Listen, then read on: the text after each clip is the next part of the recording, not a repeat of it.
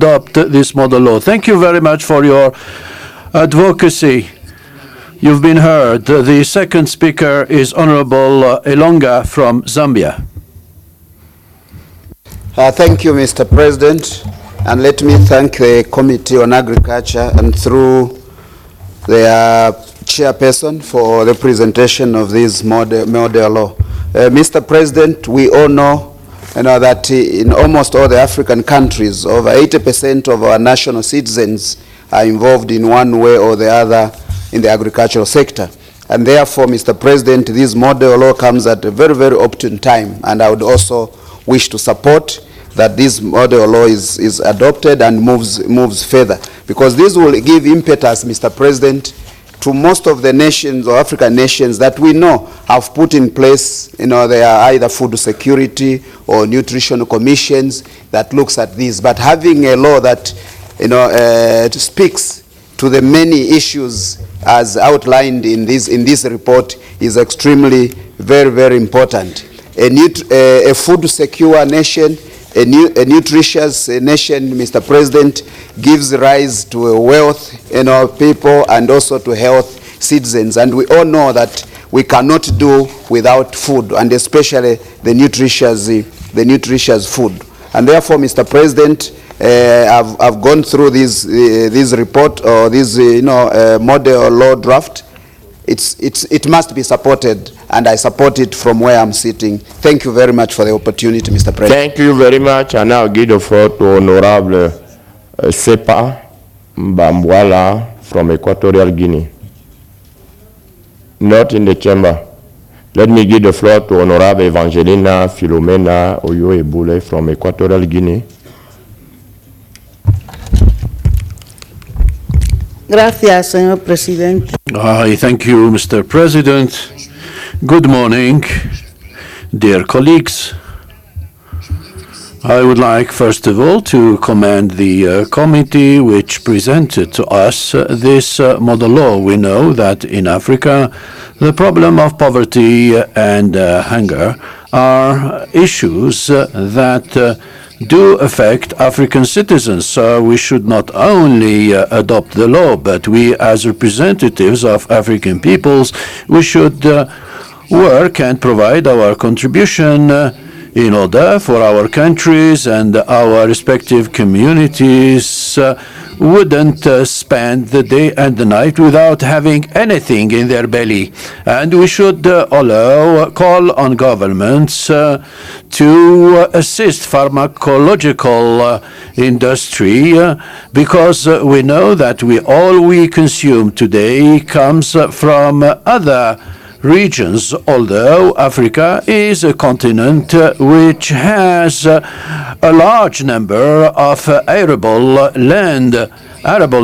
So what happens is that we are not really working seriously today. The diseases which are spreading in our societies, it is these diseases which are caused by what we are consuming. So we must combine our efforts in order to try and control and oversee everything that is important for consumption in our respective communities. Thank you very much for your kind attention. Purification Buhari, la Secretary from Equatorial Guinea. La Sakero from Equatorial Guinea.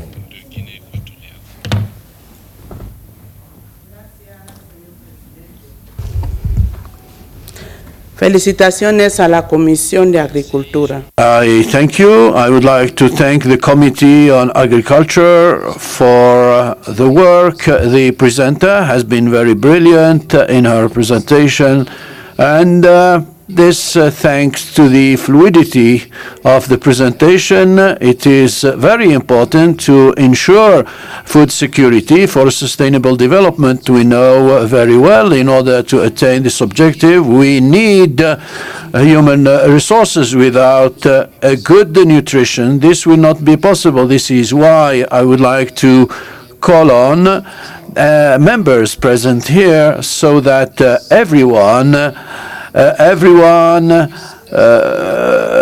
can give instructions in order for agriculture to be developed, because we have very arable land in Africa, so that we can support women, because the majority of women are involved in agriculture in order to meet the needs of their families. All this can contribute to the improvement of the techniques and the production. This is why I do approve the model law that has been presented by the presenter. I thank you. From Uganda. Now let me give the floor to Honorable Yeremia Shiana from Malawi. Thank you, Mr. President. I completely and entirely agree to the modern law. Much as we talk about the modern law, I will address you to Article 6, access to productive resources, agricultural inputs and the services. Africa has and will remain a challenge to addressing issues of land and land-related challenges. I'm talking more especially that land, which is one of the fastest for agricultural productivity, remains in the hands of foreigners. Much as we talk about foreign direct investments, they control the inputs, the credit market, and the land ownership. If you look at all mechanisms to address the challenges of land ownership, comparable challenge of market-led developments cannot cope with the budgets of most African countries. It is a drain on the economy, and we are compensating the same foreigners who acquired our land for free. I would also be talking about the inputs. All input related to production are also in the hands of foreigners. It will remain a challenge for the model law to be addressed if we remain to be advised and be driven by foreigners, World Bank, IMF. We need to find a way of addressing our own models of land ownership and to address the land access to land challenges by all communities of Africa without being addressed by foreign direct investment. I submit. Thank you very much. My list is exhausted. I want to give the floor to the Vice President to respond. Madam Vice President, you have the floor.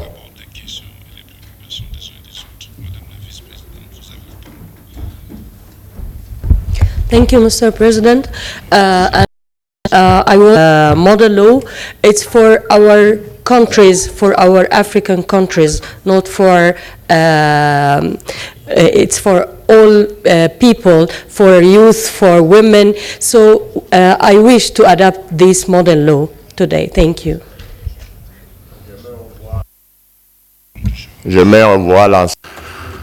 Yeah, I would like to put into vote this model law. No observations, no remarks. The Parliament takes note of the model law.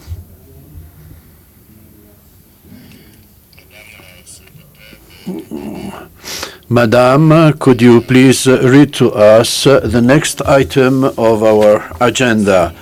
I thank you. The next item in our agenda is the following: presentation and debate on 2018-2023 strategic plan of the Pan-African Parliament.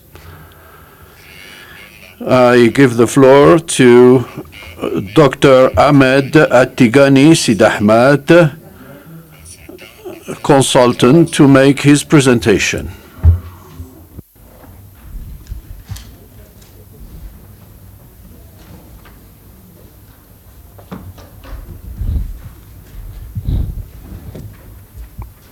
Docteur, donnez-nous les grandes lignes. Doctor, could you please provide us with the guidelines of the 3-year plan? Or 5-year plan? Oh, it's a 5-year plan, rather. Could you please provide us with the outlines of the 5-year plan of the Pan-African Parliament? You have the floor.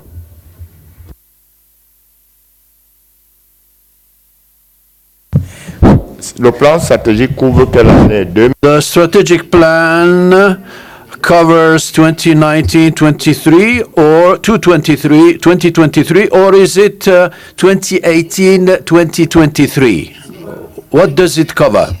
Honorable President, honorable members of the African Parliament, I'm very honored to present to you the strategic plan of the Parliament on my capacity as a consultant, but also as a citizen of the new Democratic Republic of the Sudan, where freedom is now the motto for everybody. Okay, the plan originally written as 2019, 2018, 2023, but being modified because of necessity to be 2019, 2023. I will go through,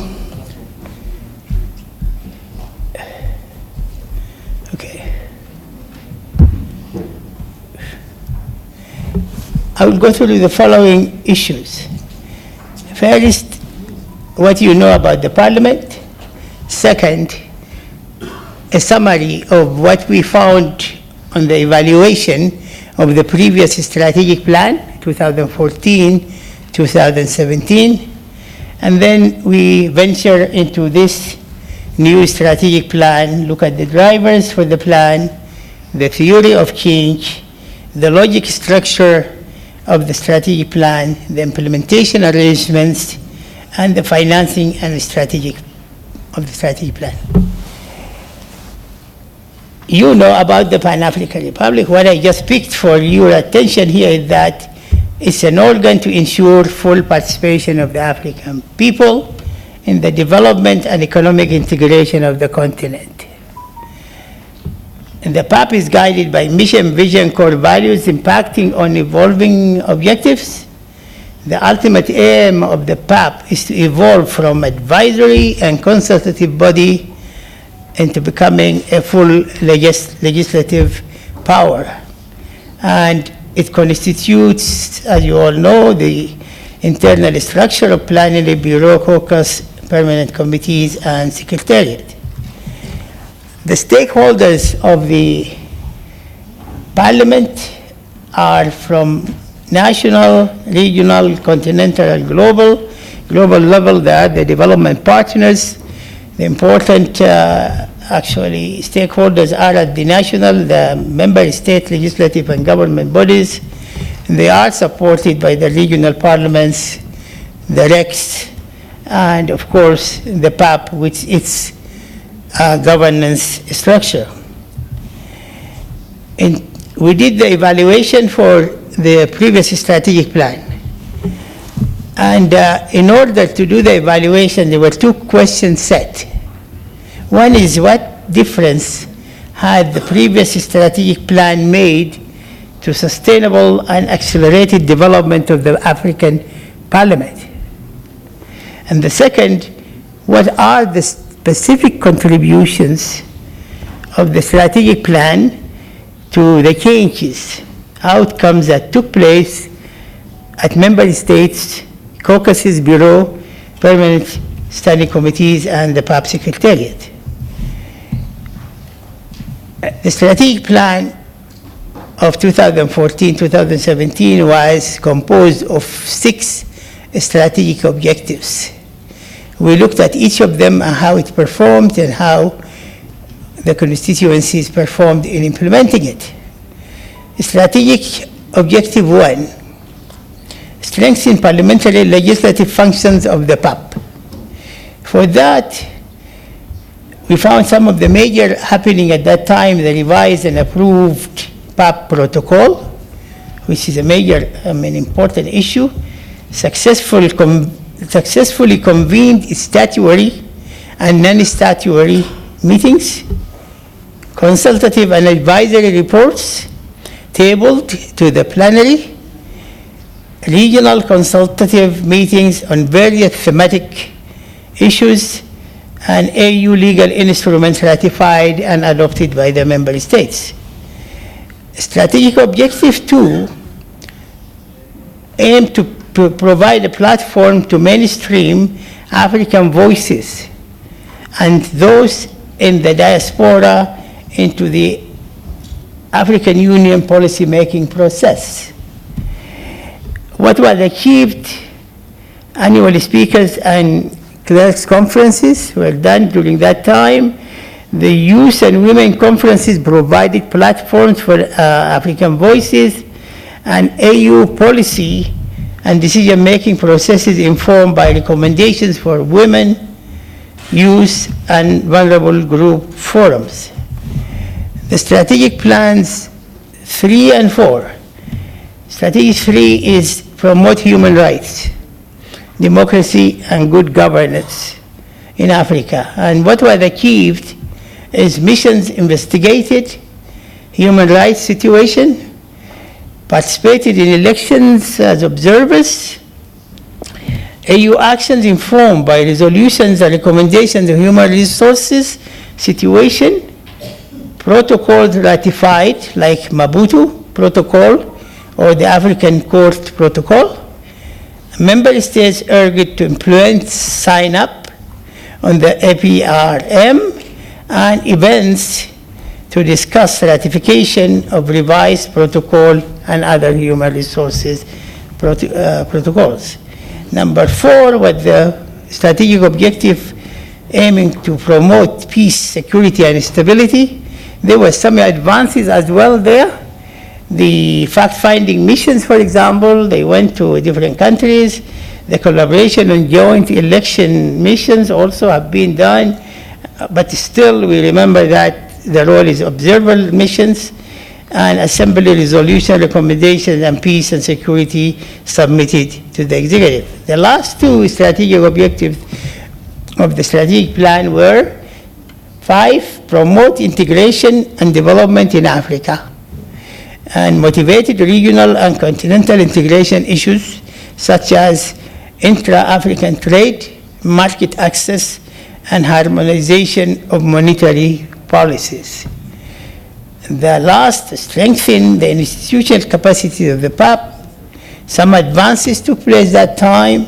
For example, 70 out of 74 vacancies have been recruited.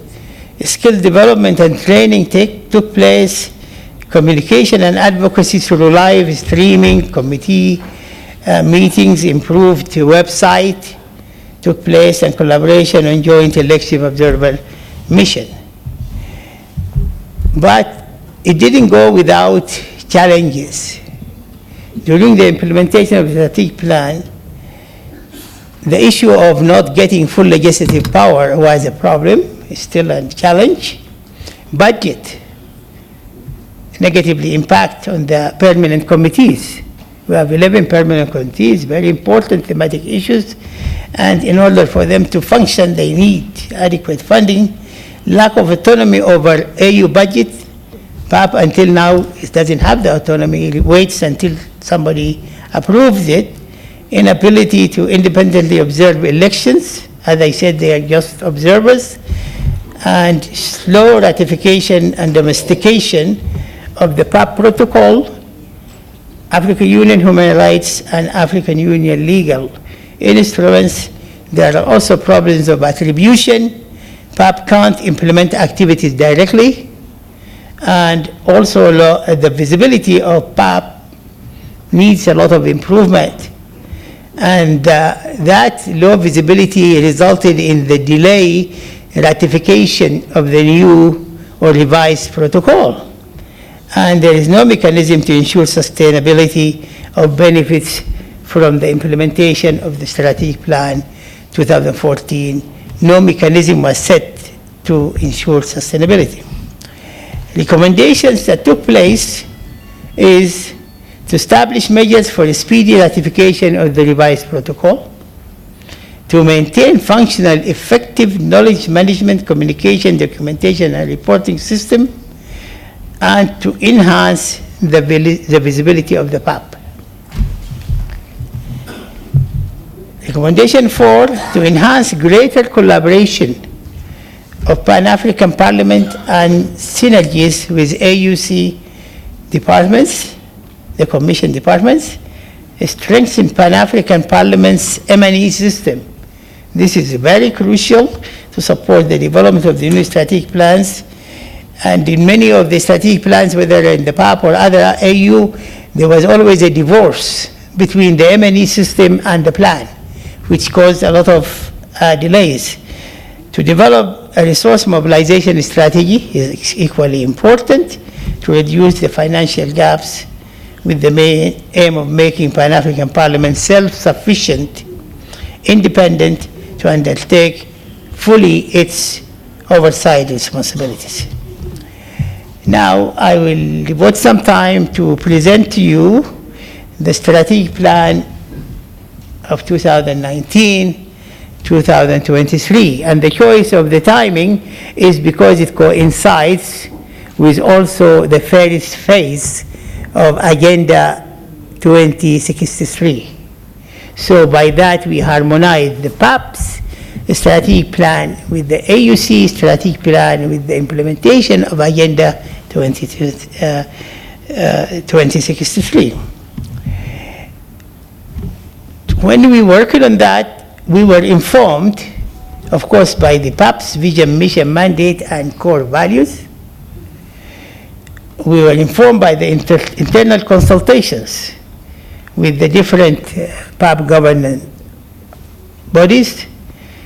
And importantly, there was a SWOT analysis took place in 2017 about the end of the previous strategic plan to see what happened, and also external consultations with the AU organs, regional institutions, development partners, and as I mentioned, the lessons learned and recommendations from the evaluation of the previous strategic plan. What are the motives? Why do we want a new strategic plan? As I said, Agenda 2063, the first 10-year implementation plan, and also the post-2015 UN Development Agenda and the Sustainable Development Goals.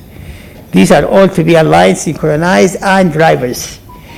The Paul Kagame recommendations to enhance AU managerial capacities, and actually it reinforces the PAP's mandate to make final decisions on the budget, on AU budget, so it will have more obvious ability to work on that, and to present the African Union, to represent African Union to the monitoring of elections in the member states.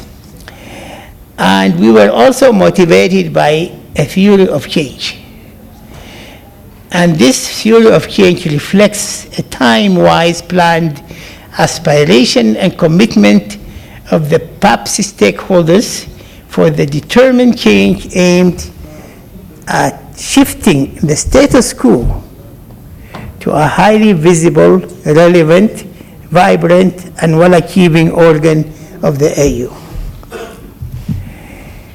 The theory of change itself is geared towards achieving the AU commitments.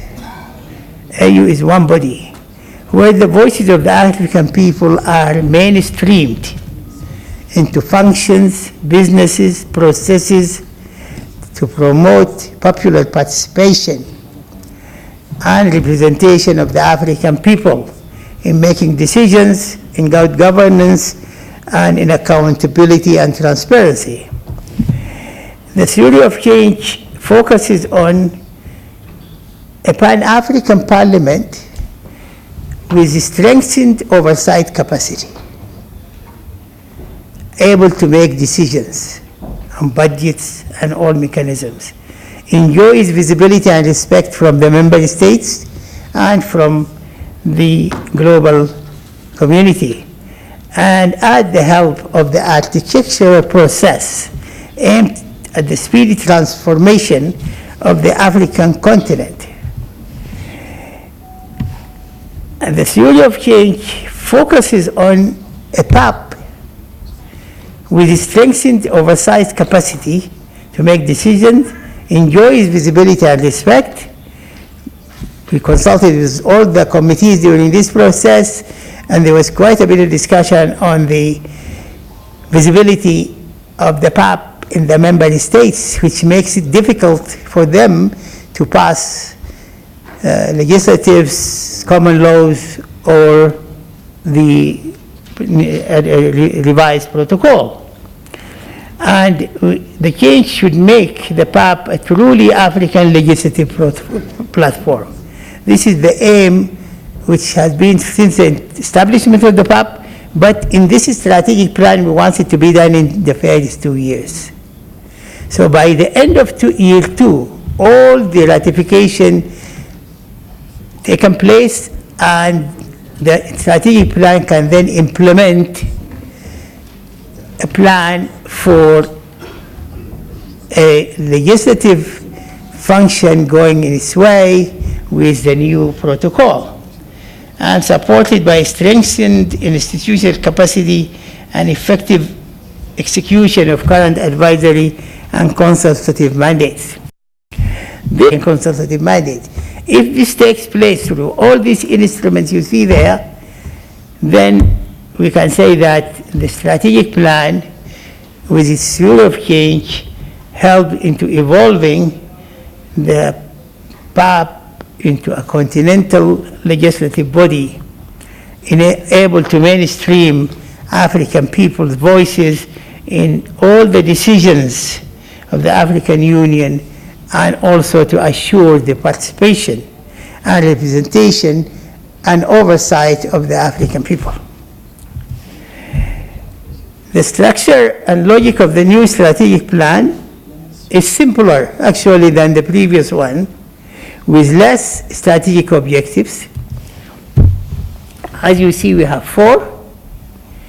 Strengthening parliamentary functions of the PAP, strategic objective 1. Objective 2 is strengthen partnership, coordination, outreach, and institutional capacity of the PAP. 3, promoting human rights and shared value of the African Union.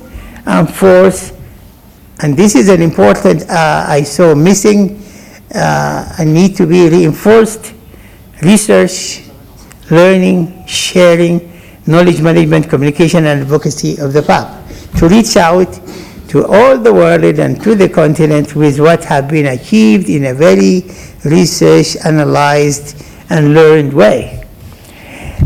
We will see forthcoming now a number of slides. They look very crowded, so it is not to be read as in details, but I want to show you the logic of these slides.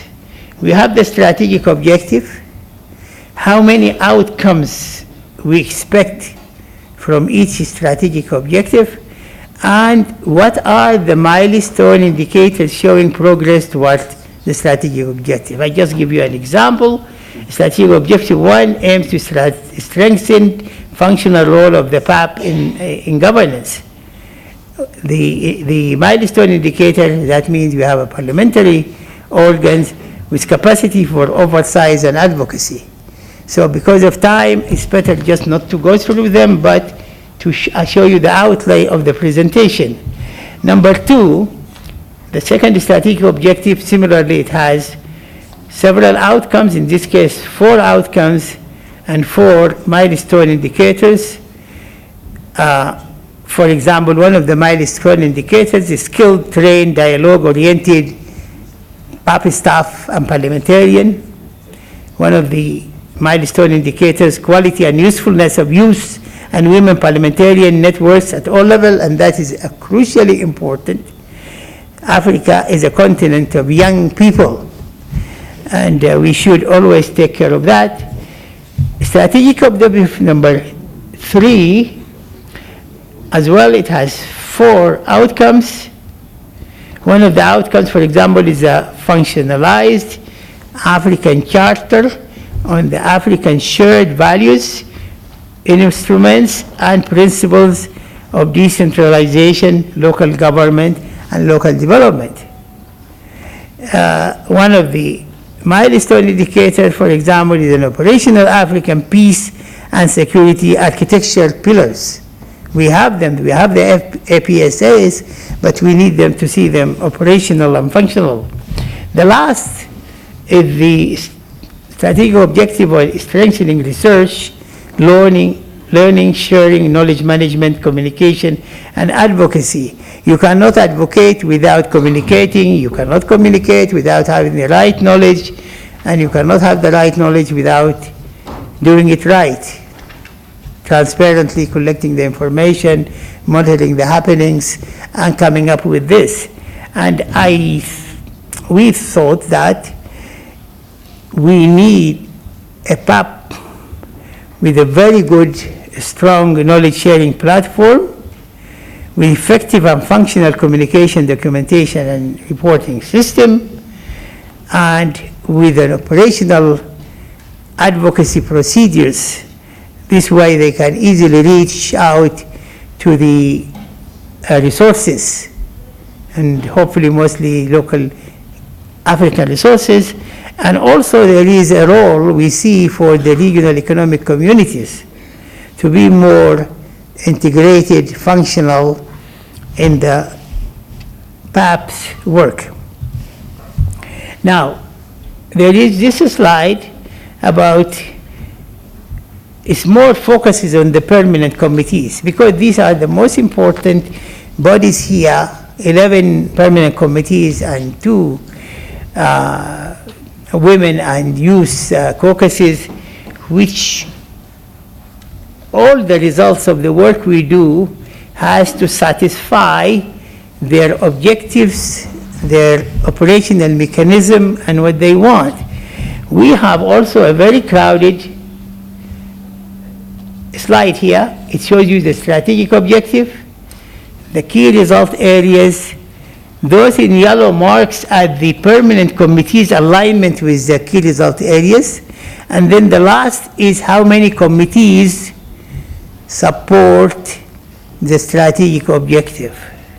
If you see this one, strategic objective 1, which is the most crucial to change the PAP into a legislative body, all the permanent committees are responsible for its implementation.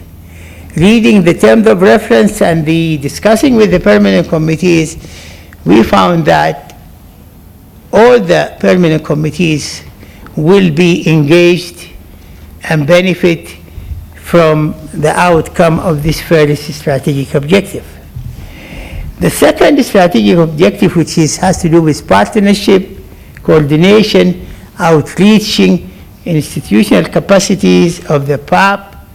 Similarly, although they have 3 key result areas, but quite a bit of the thematic areas of the permanent committees are integrated and aligned with the key result area, these 3 key result areas. And again, almost all the permanent committees are responsible and benefiting from the implementation of this strategic plan. The third, which is promoting human rights and shared values, more specific, has to do with good governance, measures for inclusive growth, and political and economic stability in Africa enhanced. There is a number of thematic areas in human rights, youth, legally binding model laws. Today we just heard the discussion of the model laws, operationalize the model laws, formalize them, and especially give them a direction towards food security and nutrition. Laws must solve the problem of poverty in the continent, the impact of the governance, employment, health, social, education, promotion, housing, and the more focus on women, children, and gender. This a bit small specialized, so we have 6 out of the 11 permanent committees, and the 2 caucuses directly involved in the implementation, as they were also involved in the conception of the strategic plan. Strategic plan number 4, which has to do with the product. How you get information, how you get it out, how you learn from it, how you disseminate it, how you share it, is a very important function, but it does not require all the committees to be working on it. We have specialized committees. The Rural Economic, Agriculture, Natural Resource and Environment Committee, Education, Culture, Tourism and Human Resources Committee, Health, Labor and Social Affairs Committee, Gender, Family, Youth and People with Disability, and of most importance, the Monetary and the Financial Affairs. Okay.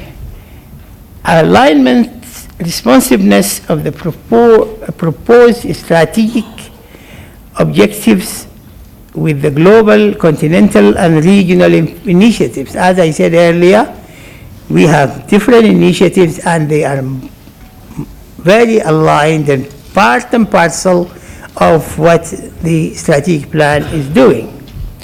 If you see the architecture of this slide, okay, the strategic objective, and then we have one of the initiatives, which in this case, Agenda 2063, it's where the aspirations and the goals, and then the AUC strategic pillars and AUC priorities. And we have picked the important aspirations and the goals which match the strategic objective of the PAP, number 1. So you can see there is a number in here, aspiration 2, 6, 7. I think you have all these and I don't want to bore you by reading them. The same goes for the goals, 8, 11, 12, etc. Strategic pillars of AUC, peace, security, social, economic, human development, and the priorities for AUC, peace, stability, economic integration. The same goes for the architecture of the second slide, which has to do with the strategic objective 2.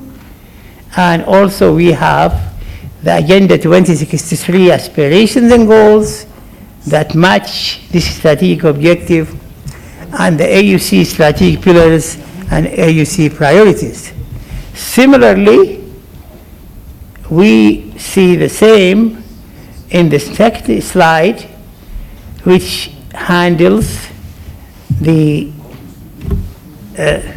strategic objective 3 and the strategic objective 4, how they match with the aspirations and goals and of the Agenda 2063 and the strategic pillars and priorities of the AUC. A final slide, please. A final slide on the strategic development goals. This slide, I just want to share it with you. That one, yes. There are so many strategic development goals, but out of them specifically, there are 7 are broadly aligned with this strategic plan. Goal 2 on ending hunger, Goal 9 on building resilience, Goal 13 on urgent action to combat climate change, 15 to protect and restore the environment, the ecosystem, and Goal 16 to promote peaceful and inclusive societies for sustainable development. Another slide I want to share with you is the Paul Kagame report. Is that clear? Do you have it? Paul Kagame report. And the strategic plan is broadly aligned with the following major recommendations of Kagame report. Efficient implementation of a streamlined organization with focused areas. Enhanced relevance of African citizens. Clear mandate of some of AU organs and institutions. Important issue, as I said before, to divide labor equally between AUC and the regional communities, the RECs. Sustainable and adequate funding resources, enhance managerial capacity and accountability for performance at all levels, and efficient working methods in both Commission and Assembly. I'm very heartened to see that the Kagame report is actually of direct importance and recommendations to this advancement of this honored body, the Pan-African Parliament. Also, through the global partners, especially the EU, African EU strategy roadmap, the strategic plan as well as the PAP receive support in the following priority areas. That is called the PANAF. The PANAF supports peace and security, democracy, good governance and human rights, human development, sustainable inclusive development and growth, and global and cross-cutting issues like, as I said earlier, the climate change, the protection of the environment. The last few slides, one about the implementation arrangements, monitoring and evaluation.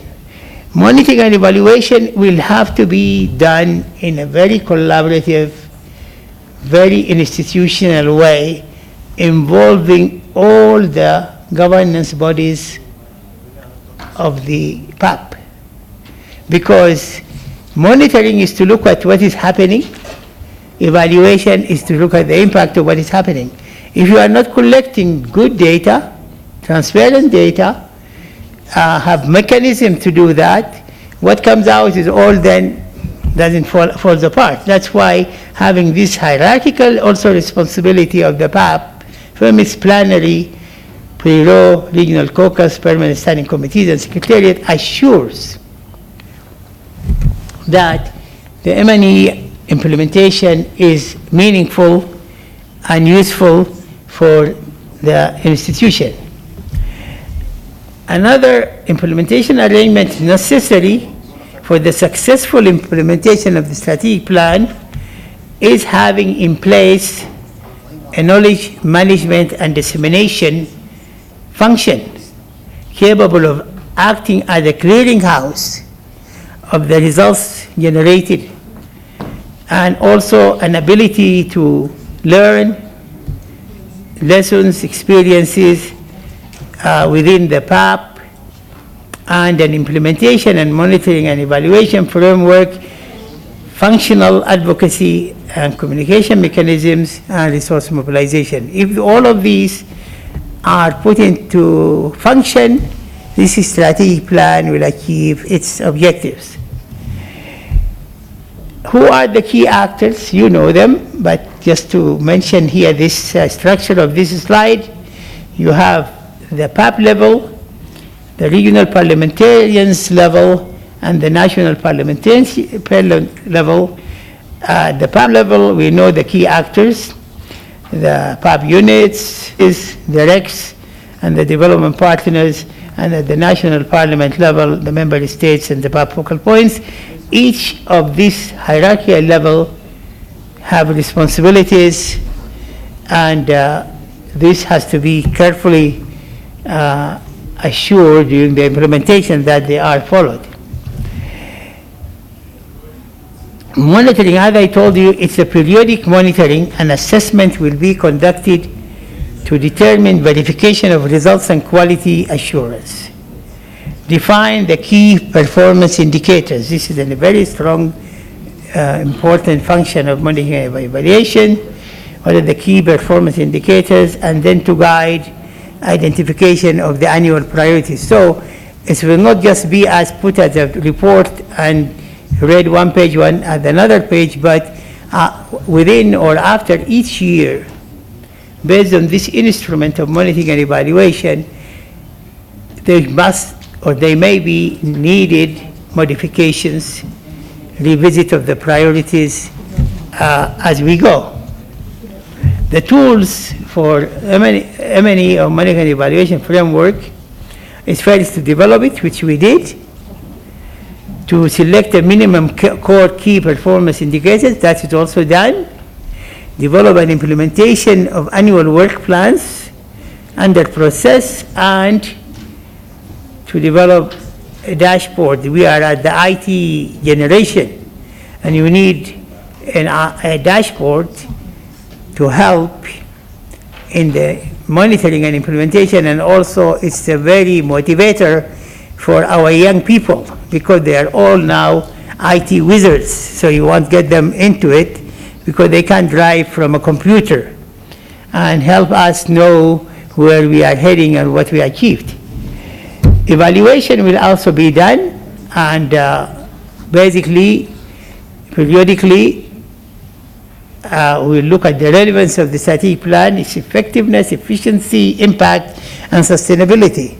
Anytime we feel there is something need to be modified, we'll do that. And reporting, there is a very good reporting system at the PAP, at the bureau level, at the regional caucus level, at the permanent committee, at the PAP secretariat. And we know these reporting requirements, you all know about them. What is important is that these reports must be instruments for implementation of strategic plan. They must be that quality which attracts other people to look at them. Sometimes you write a report, but you don't have many people who read it. So how to write a readable report is also very important. Okay, the last slide here is financing the strategic plan implementation. There is need for a resource mobilization. And we have a budget here for the strategic plan implementation. The first strategic objective, strengthening parliamentary function, and the third, promoting human rights and shared values, between them they share $38 million, most of the budget. The strengthening partnership, coordination, outreach, and the strategic objective on research, learning, and sharing, and knowledge management, together they get about $8 million. Not because they are not important, but these two strategic objectives are more software, whereas the other two, the first ones who consuming a lot of money, are more hardware, are more going to member countries, are more building trust, and more of all these important instruments. So, and then there is a technical support here for the PAP for $3 million, so the grand total is $48 million. And thank you very much for allowing me to present it and listen to me. Thank you, Mr. President. Thank you. Thank you very much. Then you are seated, Okay. consultant.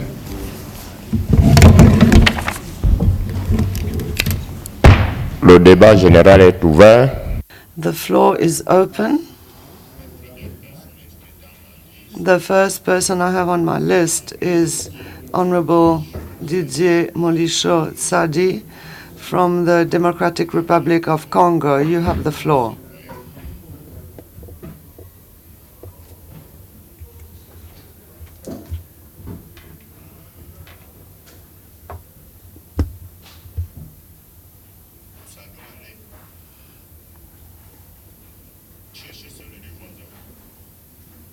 Look for your neighbor's microphone. Is it working now? Thank you, Mr. President. I should like to congratulate Dr. Ahmed for his very clear presentation.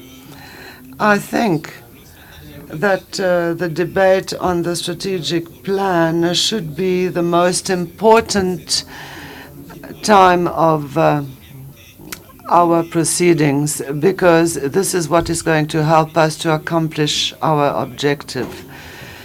I really appreciated the concept of the theory of change, and I would like to ask Dr. Ahmed a question. Based on his theory of change, why in the strategic plan for 2019 to 2023 why he didn't choose the change of strategic objectives, because there is a table that summarizes the changes that PAP is aiming at. And if I'm right, it would allow us to be far more practical. And there should also be another strategic objective as to the mobilization of resources. He showed that the budget was not sufficient. I believe that we should have a strategic objective on the mobilization of funds, and this corresponds to the mission of PAP in terms of collecting funds. Why is this objective not mentioned? And if I look at the budget that he presented at the end, it seems to me that according to this budget, the PAP is not going to realize its missions. We discussed the 2020 budget of PAP, and when you look at it, it is reduced. It was $20 million before, and then there are staff expenses that reach $6 million. If you look at the result number 1 in the table that was proposed, you see that there is 19.7 million for a strategic plan over 3 years. If you do a simple calculation, the whole amount is going to go into staff. So what is going to be left for activities? You have spoken about alignment with the activities of permanent committees. As a new member, I joined the Committee on Rural Economy, Sustainable Development. We discussed the working plan for 2020, and in the context of the strategic objective 1, if it is aligned, the activities planned for the committee I joined will not be realized. Let me say again, the whole amount of 19.7 million will go to staff expenses, and there will be nothing left for strategic objective number 1. And so my question is, how will you align the activities of the permanent committees and the activities planned within the strategic plan based on the budget that you have proposed? Honorable Fanny Kahua from Uganda has the floor. Mr. President, I have one observation and 2 questions. Where I recognize the doctor and the well-spirited and outlined strategic plan that he has presented. Mr. President, whereas AU has executive, administrative structures and full legal instruments of power, and whereas its second organ and important organ, the Pan-African Parliament institution, has remained an amorphous legislative institution. And whereas the heads of states, member states, are very eager and quickly append their signatures in signing the protocols, I want to know from Dr. in your findings as a consultant, do the heads of states not go through their structural requirements, that is Ministry of Foreign Affairs, to consult on the issues of the protocols before the heads of states sign them? If they do, how do you anticipate the strategic plan that you have outlined here to be effective and successful when the Pan-African Parliament has remained an effective functioning system? Number 2, Doctor, if the objectives and the intention of the member states, AU, in signing for the PAP to become an autonomous body, how do you anticipate that this institution is going to achieve its intended mission or what you have outlined when the executive body, AU, has given powers with one hand to create PAP and another hand is tying the functioning of this institution. Lastly, what are the fears? What are the reservations, in your opinion? Why there is no political commitment for those member states that have not signed, ratified, or deposited the protocol? Do they want the success of this institution? Do they want to see the collapse of this institution? Or it's just a matter of saying this institution is not well intended for its purpose? I close my case. Those are my personal observations and questions. Thank you. Thank you very much. And now I want to give the floor to Honorable Jacqueline Amungi from Uganda. Jacqueline, you have the floor. Thank you, Mr. President, and I would like to commend the presenter for having taken us through the strategic plan. I just have a few issues that I would like to raise in regards to the strategy. One, as a strategic plan, if we have to critically scrutinize this strategic plan and make critical inputs, I think it would have been prudent that prior maybe to the sitting of this house, we would have gone through this strategy stage by stage, and also members would have inputted on it, because the time now is very limited and we really basically have to just make comments. But that having been said, I would like to see the component of the relationship between the committees of PAP. We have 10 permanent committees, and what is reflective in the strategy. I would like to see a strategy which has short-term, mid-term, and long-term. Because in a long-term strategy, would be looking at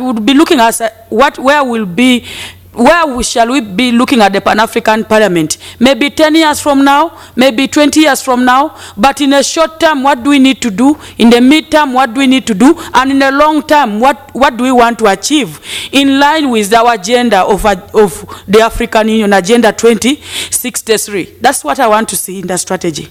Then two, I would like to see the visibility of PAP. PAP should be very visible, because this is a kind of like a parliament, and I am sure that this is a place where I would like to see strategies in the plan whereby PAP is very visible in terms of engaging with the different stakeholders.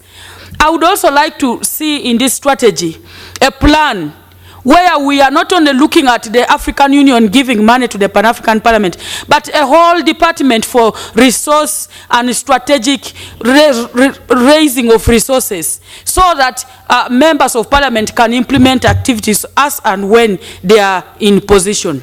And lastly, Mr. President, a strategic plan is the guiding document for the modus operandi of any institution, and I think this is not different for the Pan-African Parliament. But I would like to question the staffing of the Pan-African Parliament, for example. The clerk, actually I want to praise one of the clerks whom I've happened to work with as a chairperson of a committee of agriculture. This very clerk works with 3 more other committees. He tries and he does very good work. But what in the strategy, how are we going to restructure so that we are able to have a full-time, for example, clerk for a particular committee, and the effectiveness of this staff to be able to deliver the aspirations of this parliament? Mr. President, I submit. Thank you very much. And now I want to give the floor to Honorable Evangelina Filomena Oyo-Ebule from Equatorial Guinea. Gracias una vez más, señor presidente. ¿La traducción está? Ok. Decía gracias. Felicitar al doctor por el documento que acaba de presentar. Es exhaustivo. French translation, please. French.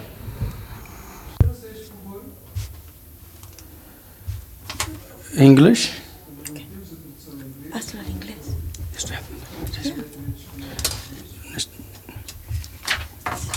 Your English is... No está hablando, no está hablando. No, Spanish is good. She can speak in Spanish.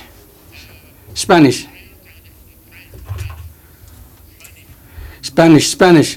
Spanish.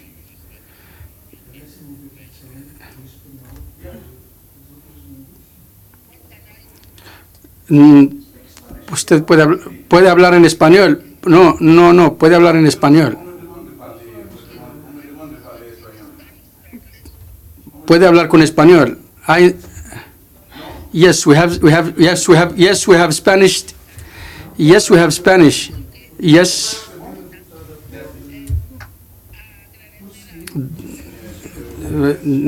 Thank the doctor for the document he just presented to us.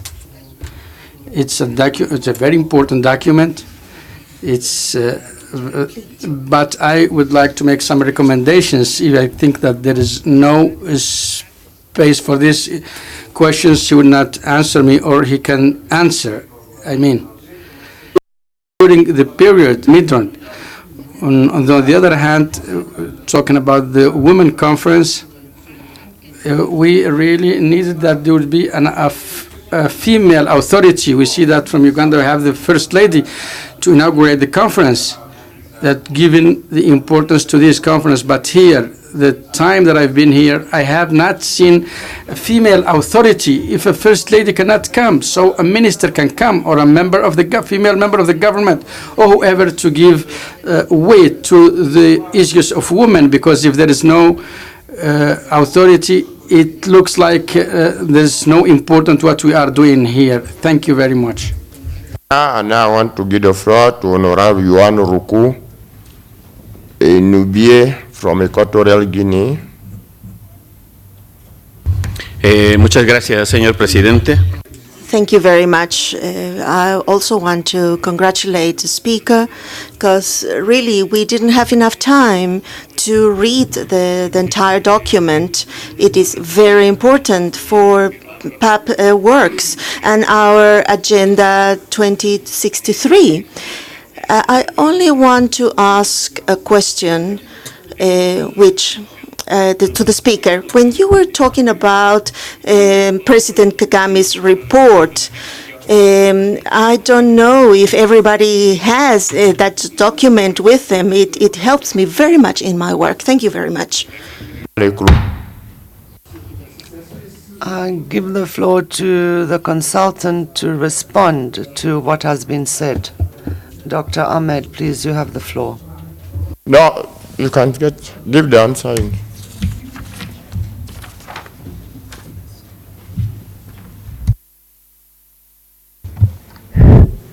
Okay, this should be going through English, okay? All right, thank you very much, Mr. President, and the honorables who asked questions. I try to respond as much as possible. The first question was on the theory of change and why we did not realize the change in the strategic objectives. Actually, the theory of change was developed using the 4 strategic objectives as instruments for change. When we say, for example, one of the strategic objectives to have a PAP as a legislative body with good function, that means we mean that the change from the status quo now, where it has difficulty even to ratify the revised protocol, to a situation where this can be history. We have all the instruments of change to make it possible. There was also a very important question on resource mobilization. Actually, 2 of the strategic objectives, objective 2 and 4, if implemented, they allow this institution to mobilize resources very effectively. There is advocacy, capacity development, institutional building, information sharing, research. All of these then bring the PAP to a situation where the PAP is very confident contacting resources that we have done this, we have produced this, and we need this to go further. I see a concern on the budget of the PAP going down to below $20 million, whereas the strategic plan itself is 48. That is one of the things the strategic plan implementation should do. Should allow the PAP to mobilize resources in that much which have been estimated. And if that happens, then the PAP will be really moving on more stronger. The criticism was from the Honorable Speaker that most of the money is going to the staff, but the strategic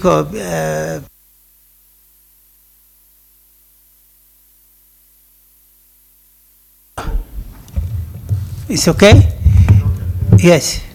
Okay, so that that should not be a concern.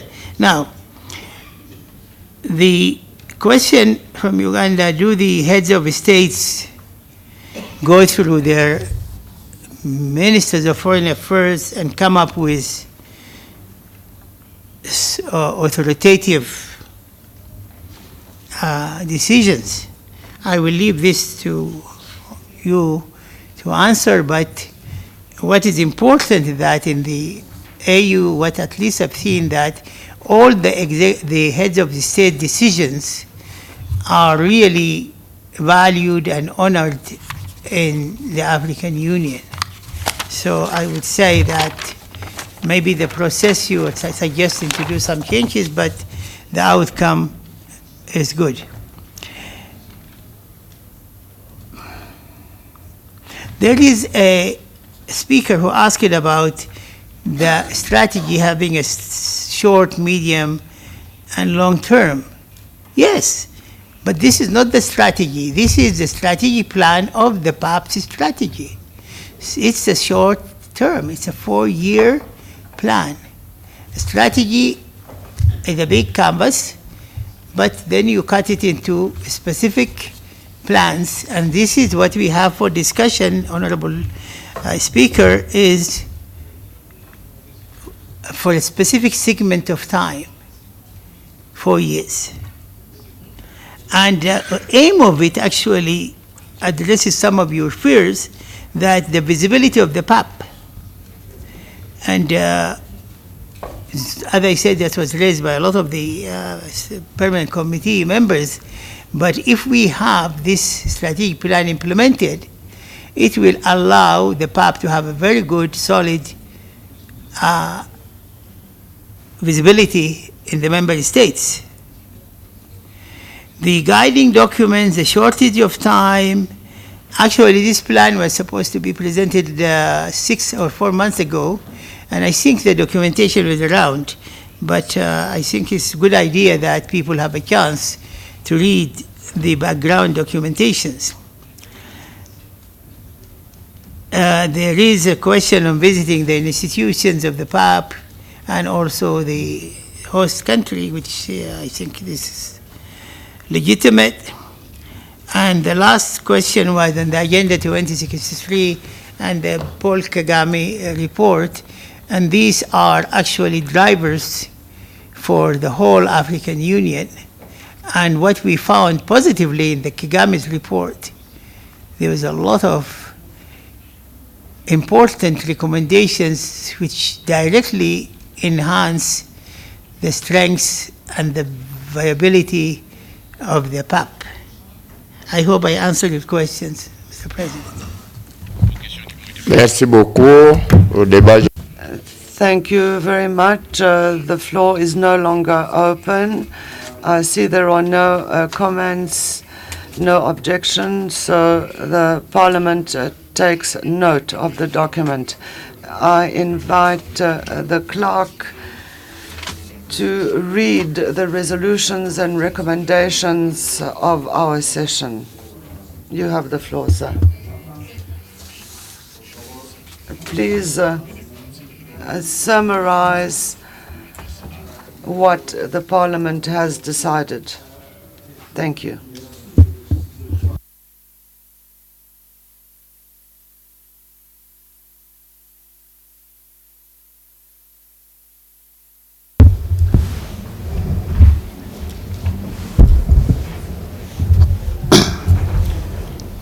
Merci, Monsieur le Président. Thank you, Mr. President. I will start by saying that considering the fact that the issue was a little bit amended, to present the resolutions and recommendations immediately instead for waiting for the afternoon as scheduled. Some documents are still being translated. So we only have a few resolutions and recommendations which are in our possession, and the resolution on the activity report of the Pan-African Parliament is being translated, and there are a few resolutions that also have come out of the debate.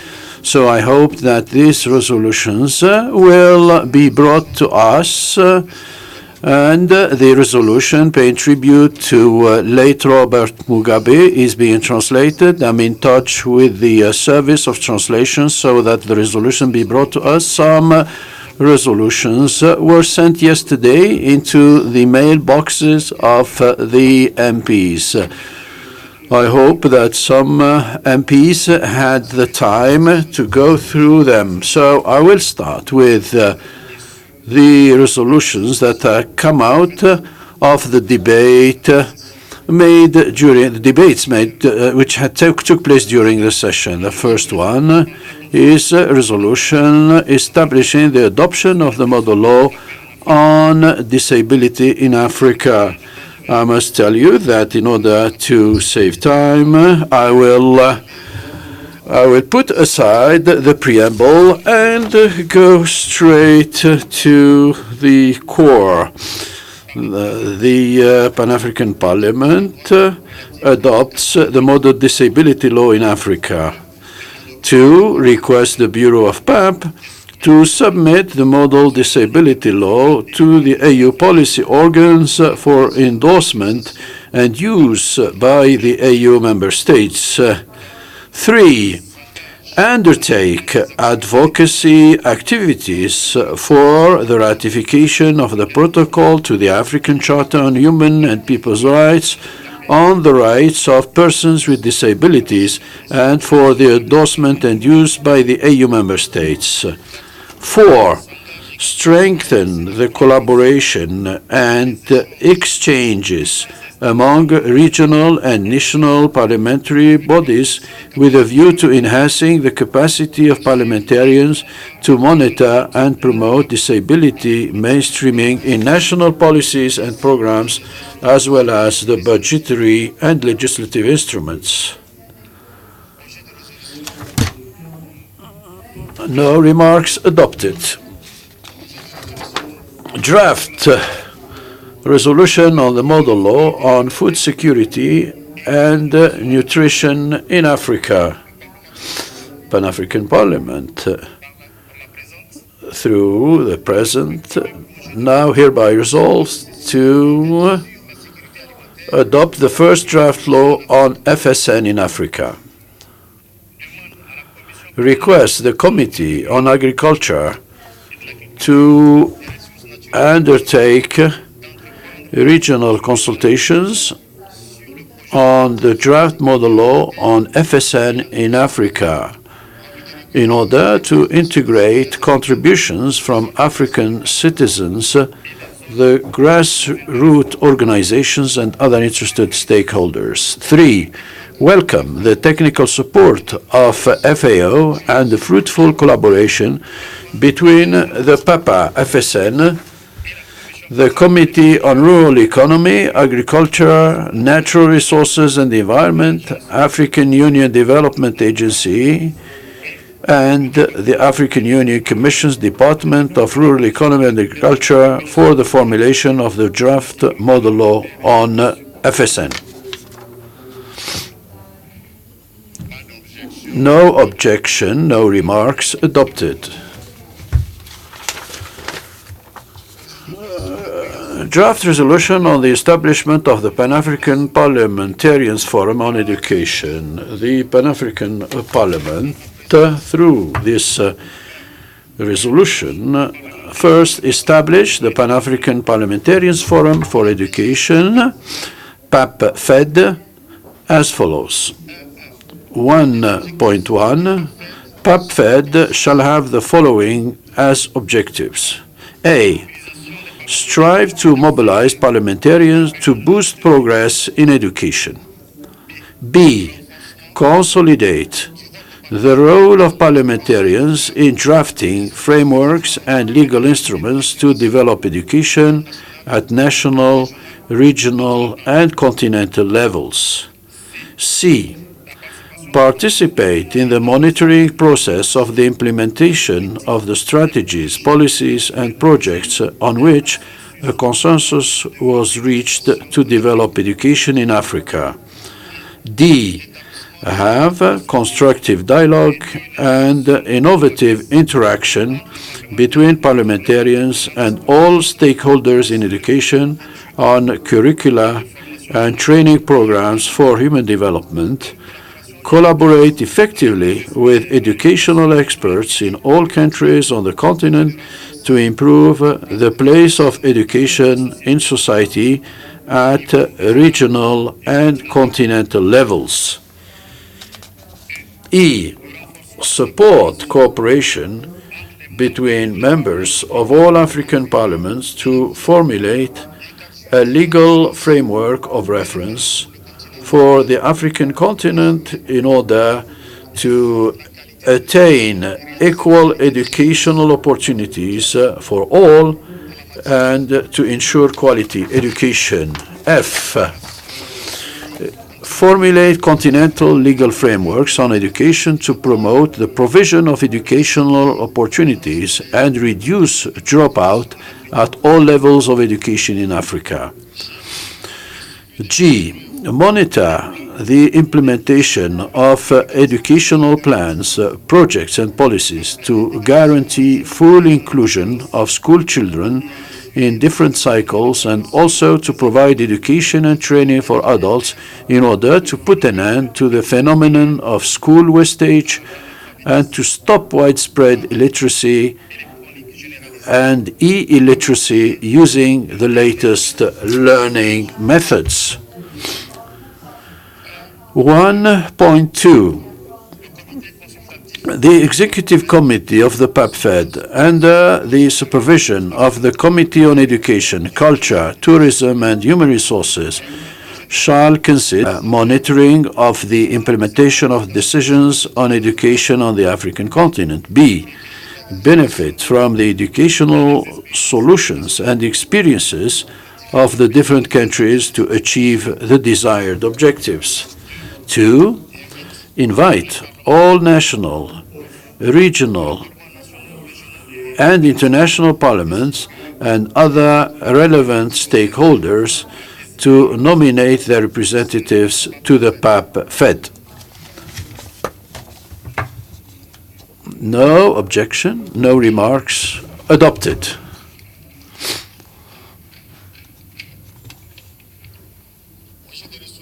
A resolution on the adoption of the African model double taxation agreement. The Pan-African Parliament,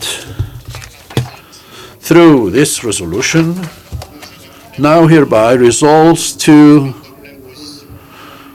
adopt the first draft of the African Union Model Double Taxation Agreement, request the Committee on Finance and Monetary Affairs and the Bureau of PAP to ensure its submission to the AU SIL for consideration and further submission to the AU policy organs.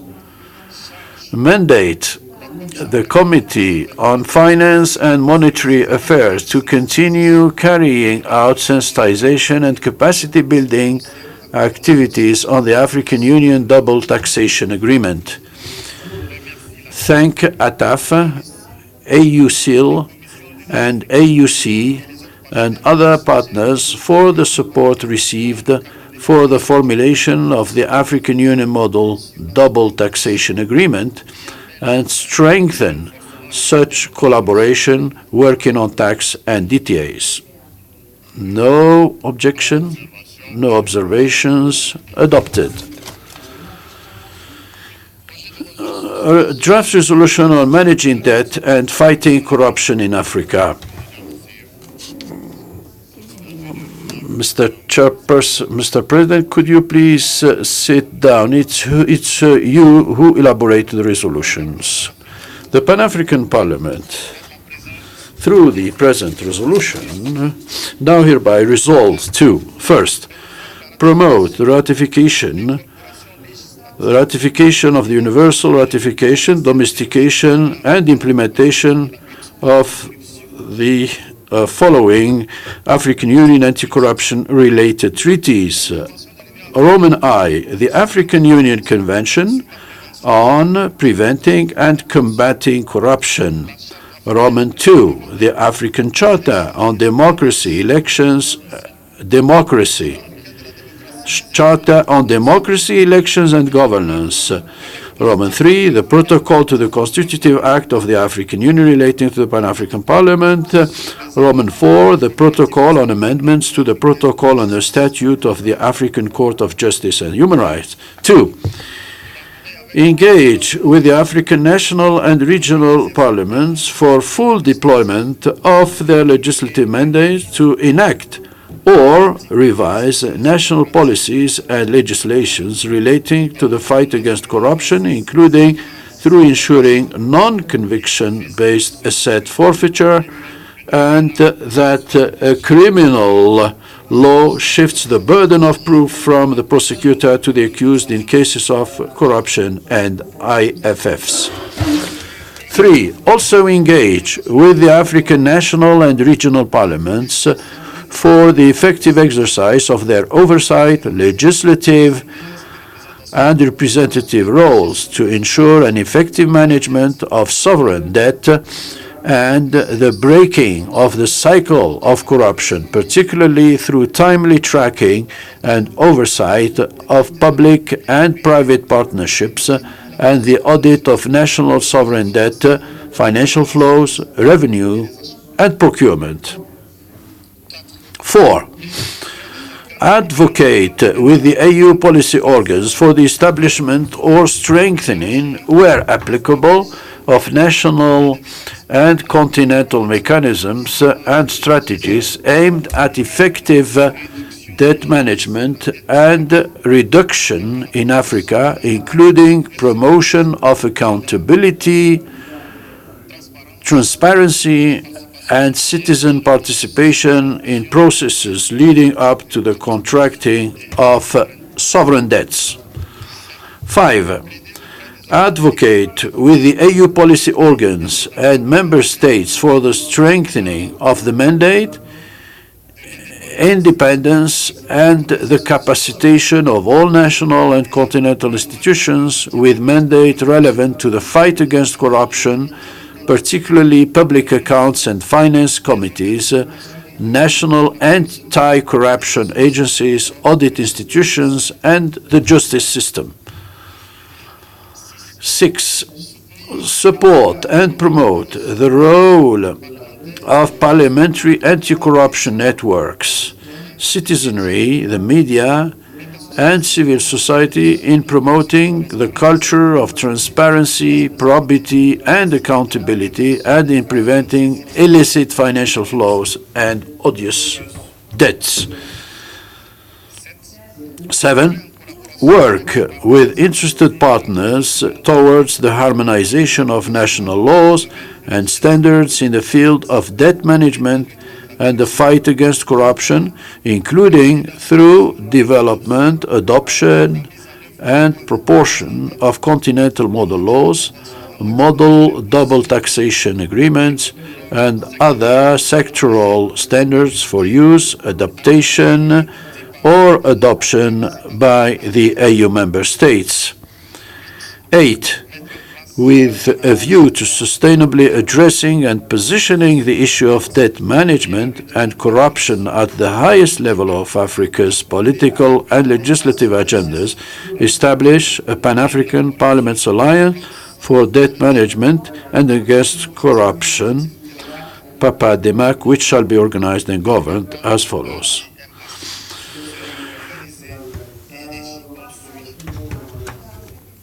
Roman I. all members of the Committee on Monetary and Financial Affairs, the Committee on Audit and Public Accounts, and the Committee on Justice and Human Rights shall be members of PAPA DEMAC, provided that any member of PAP interested in advancing the cause of debt management and the fight against corruption in Africa can participate in PAPA DEMAC activities. PAPA DMAC shall have an executive committee which shall consist of chairpersons of the committees referred to under clause 7.1 and shall be placed under leadership of one PAP bureau member. Roman 3. The organization and functioning of the PAPA DMAC shall be regulated pursuant to the relevant provisions applicable to all permanent committees of the Pan-African Parliament. 9. Express gratitude to AfroPac, AfroSci, APNAC, ATAF, AU, ABC, and IMF for their continued support and technical assistance to the PAP and express its willingness to formalize and strengthen existing and potential strategic partnerships to increase technical and financial support for its activities relating to the breaking of the cycle of corruption in Africa. No remarks, no observations, adopted. Yes? Yes?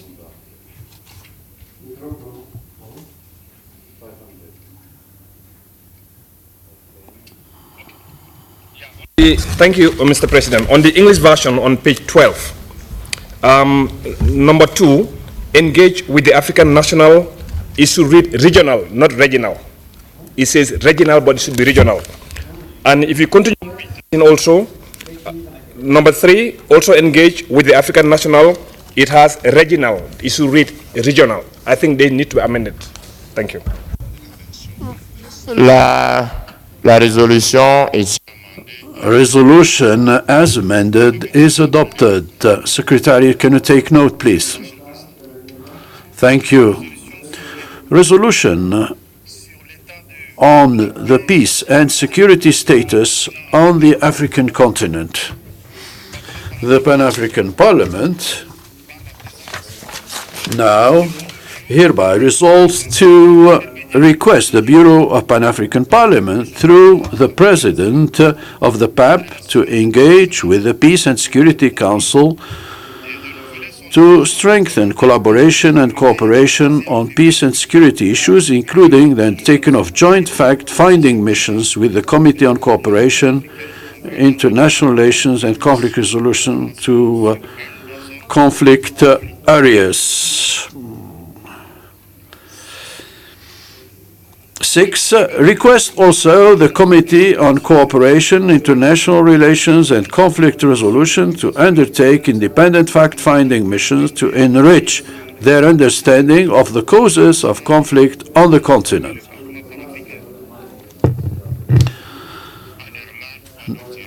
No remarks, no observations. Request further resolution on the peace and security situation in the Sahel region. The Pan-African Parliament now hereby resolved to undertake a fact-finding mission to the Sahel region in order to assess the refugee and humanitarian situation on the ground and their impact to peace, security, and stability in the region. No objection, no observation.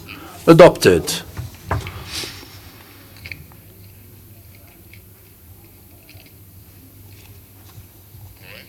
Yes. A resolution on the consideration of the activity report of the Pan-African Parliament. The Pan-African Parliament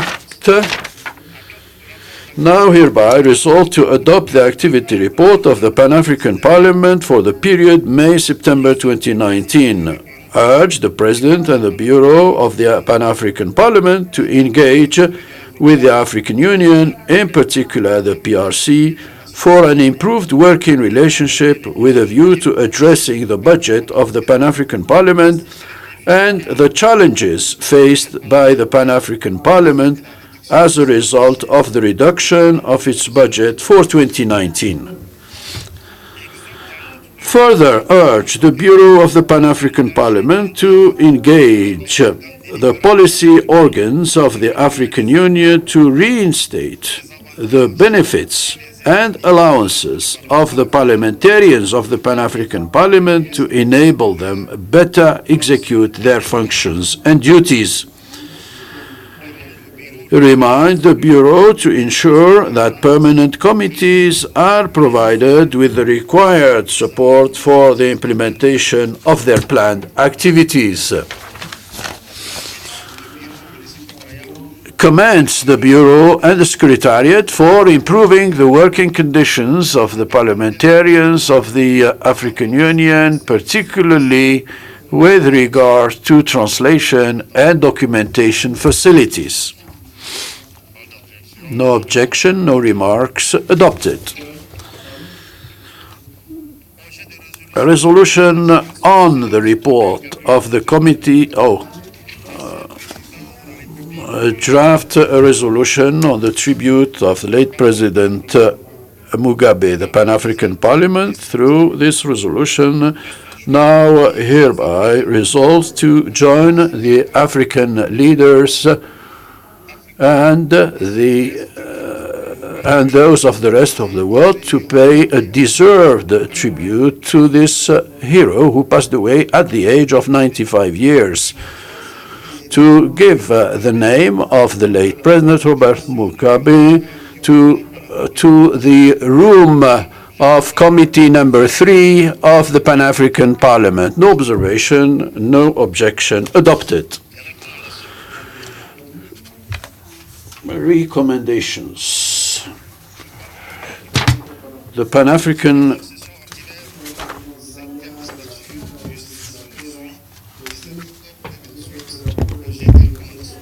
draft recommendations. Recommendation on universal access to energy. The Pan-African Parliament, through the present recommendation, recommends as follows: to declare universal access to low-cost energy, diversify the sector of energy, and make accessible to all renewable energies by 2040.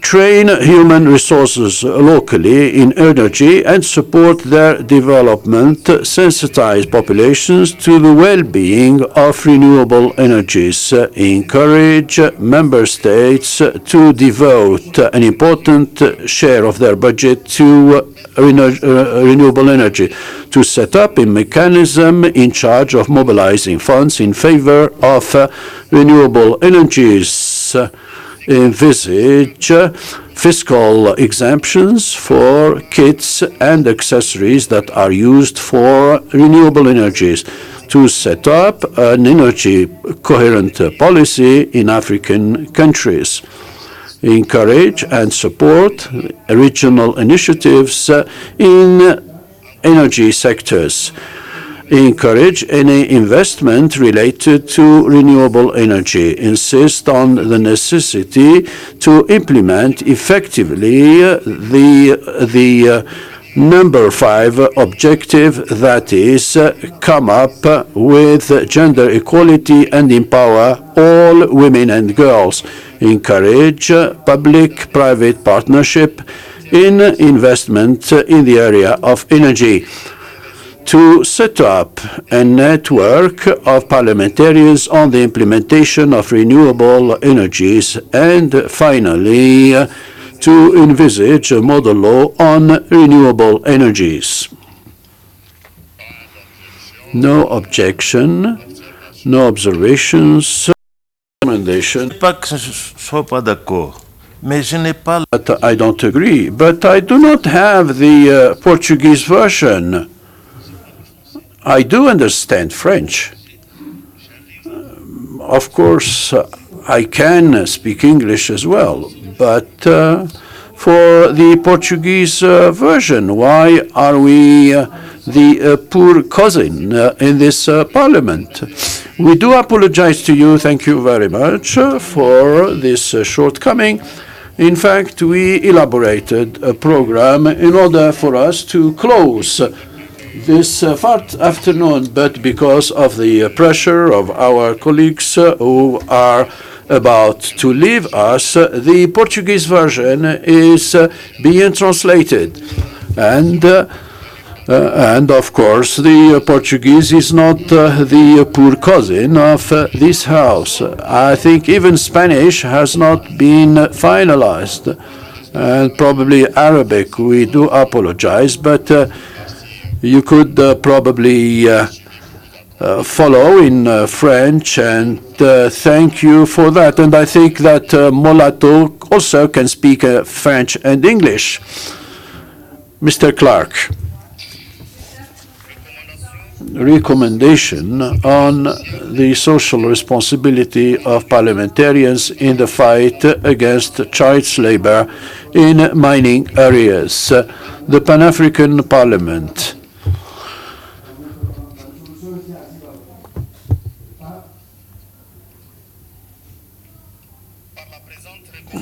Through the present recommendation, recommends the following to member states to promote and guarantee the respect of human rights, and particularly those of vulnerable categories such as children, thanks to the enhancing of national mechanism for the protection of these rights.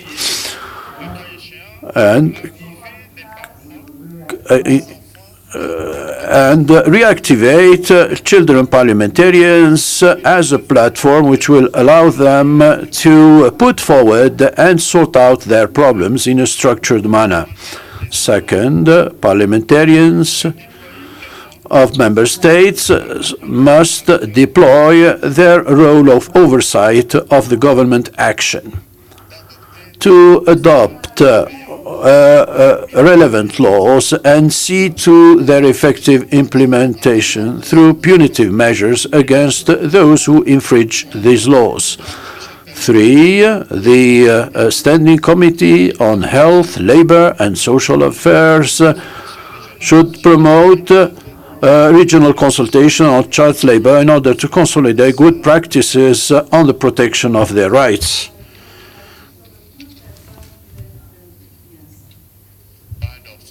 No observation, no remarks. The recommendation is adopted.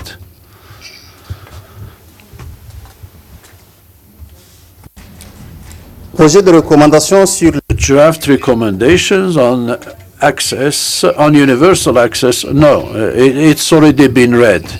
It's already been read. I do apologize. Here is, Mr. President, what I have received as resolutions and recommendations emanating from the proceedings of the plenary from the 7th to the 17th. Thank you very much, Mr. Clark. Take your seat. Yes, Chairperson of the Committee on Justice. I thank you, Mr. President. I would like to recall the resolution of the model law on policing. This was an object of a resolution, and you wanted it to be conveyed to the organs or to the African Union. This will be taken on board. So documents are arriving. The report has just been presented. If the plenary can adopt these resolutions and recommendations. Adopted.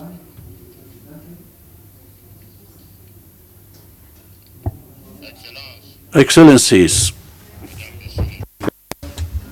The Vice Presidents, honorable members of the Pan-African Parliament, honorable Chair of our regional caucuses, permanent committees of women and youth, dear colleagues,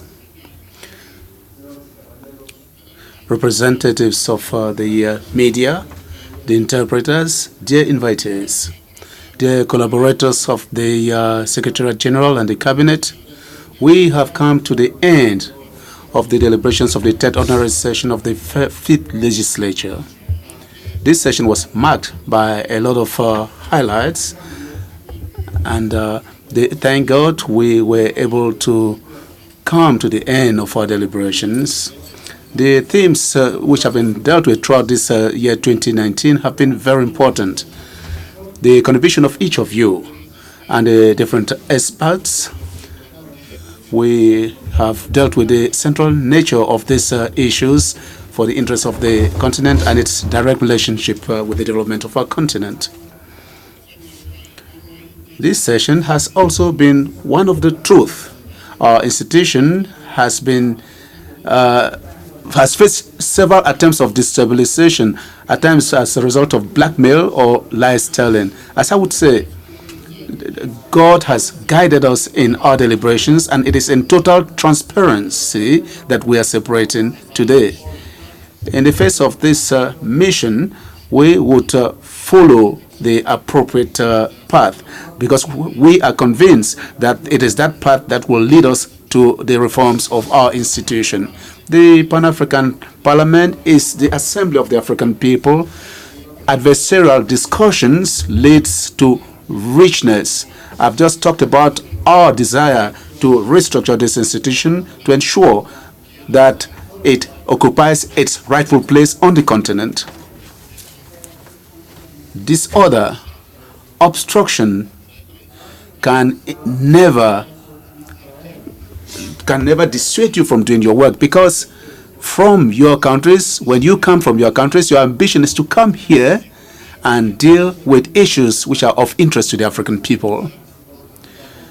The time has come for the truth and for us to work committedly to work in the interests of the African people, and that is what brought us to this august assembly. Dear colleagues, I remain convinced that our meetings, the discussions which we have in the assembly here and in our committees, contribute in responding to the issues raised by each and every one of us, and we need to reflect globally on the themes of each year. Also, I would like to extend thanks and that of all the members of the Pan-African Parliament to our special invitees who, through their presence, reminded us of the need for parliamentary discussions in the edification of the African continent and in the service of integration of the continent and the development of the African people. Dear colleagues, permit me to renew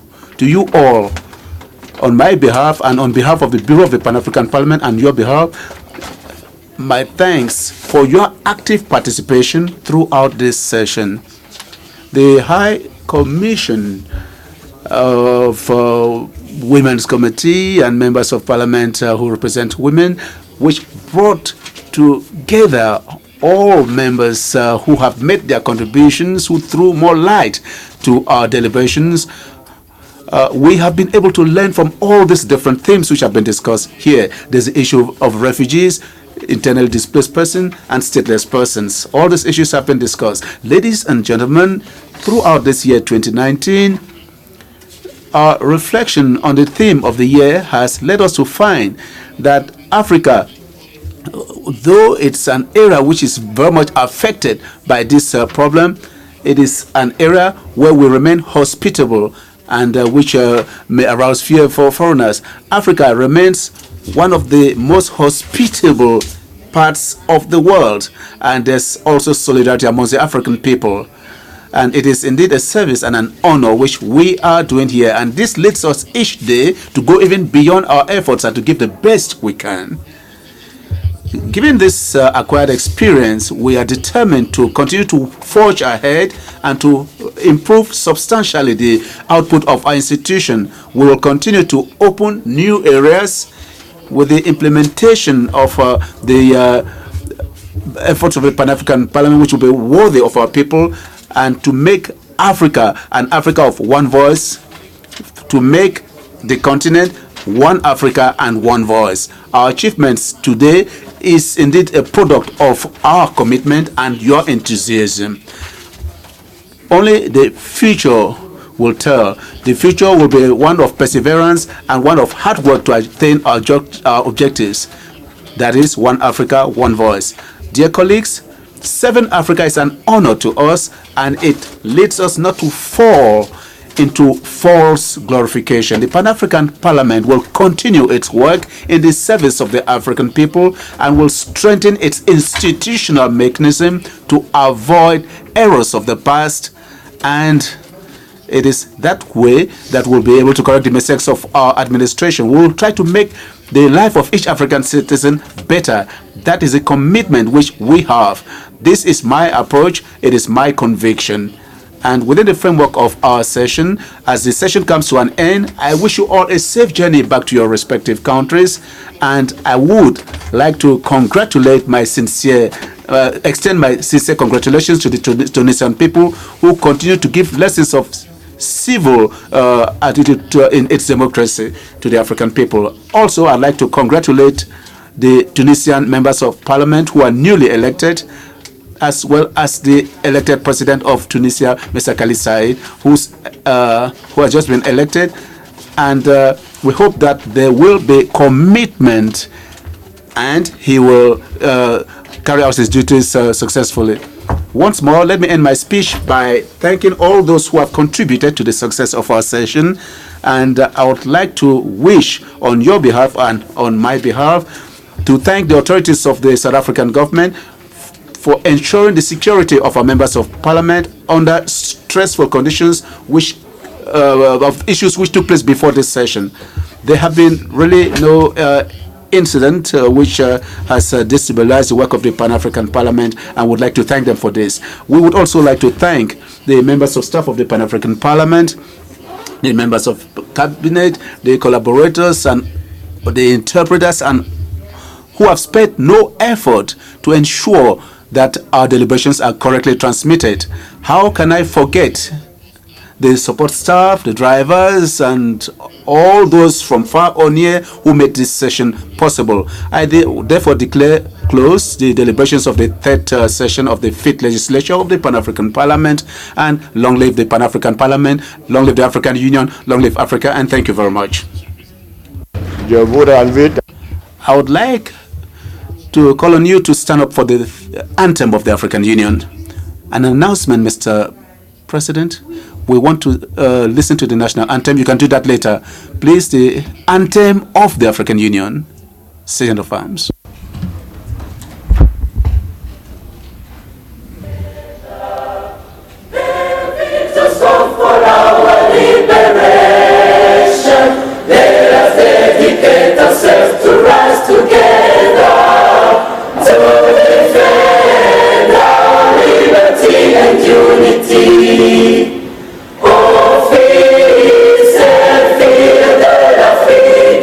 Shall we so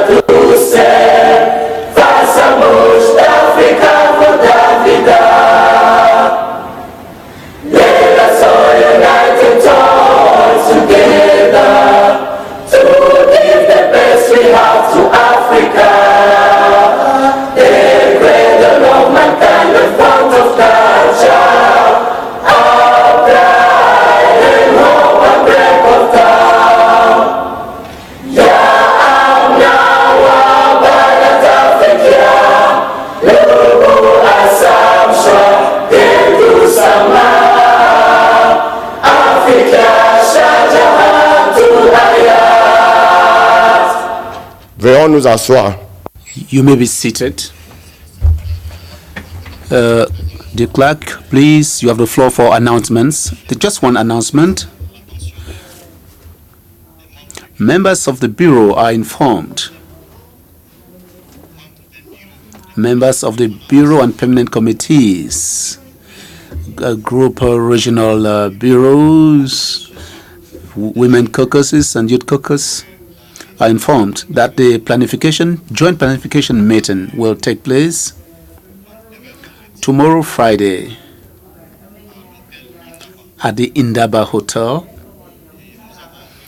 and provisions have been made for buses to convey parliamentarians from their hotels this afternoon. In other words, parliamentarians are required to be ready for Indaba Hotel. Buses will come around to ensure that they are transported to the hotel. Thank you, Mr. President. Dear colleagues, members of the Secretariat, for the feasts of the end of the year, Christmas and New Year, I would like to wish you all a happy New Year and a happy Christmas if we don't meet, and we hope to meet next year. So I would like to all our deliberations and everything has been adopted, and the Pan-African Parliament has thereby adopted all the deliberations of this session. Thank you.